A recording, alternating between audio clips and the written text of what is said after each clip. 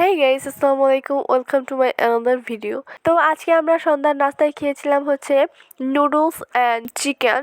তো এমনিতে আমাদের ঘরের সবারই ফেভারিট খাবার একটা হচ্ছে নুডলস। তো নুডলসের সাথে যদি চিকেন হয় সেটা তো আর কোনো কথাই নেই। তো আমরা আজকে রাতে সন্ধ্যার খাবার এবং ডিনারটা একেবারেই সেরেছিলাম। ডিনারে আজকে আমরা খেয়েছিলাম এই নুডলস, তাই আমরা অনেকগুলো নুডলস রান্না করেছিলাম।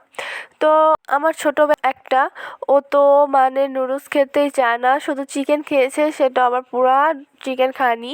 তো আমার কাছে পার্সোনালি চিকেনটা খুবই ভালো লেগেছিল এবং নুডলসটাও ভালো লেগেছিল।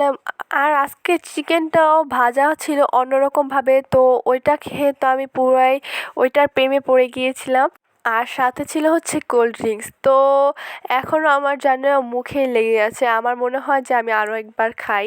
তো আপনারাও হয়তোবা নুডলসের সাথে চিকেন হয়তোবা খেয়েছেন, তো আপনারা স্বাদটা হয়তোবা বুঝবেন।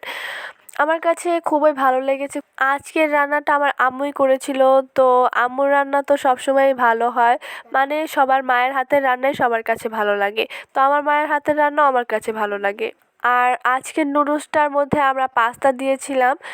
পাস্তা দিয়ে নুডলস খেতেও কিন্তু খুবই ভালো লাগে। আপনারা যদি খেয়ে থাকেন তো খেয়েছেন এবং স্বাদটা বুঝতে পারবেন, আর যদি না খেয়ে থাকেন তাহলে খেয়ে অবশ্যই স্বাদটা নেবেন।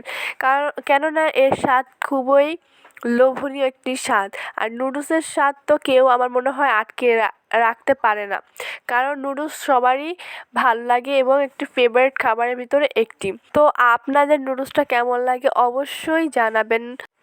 তো এতক্ষণ আমার ভিডিওটা দেখার জন্য সবাইকে ধন্যবাদ। Bye bye.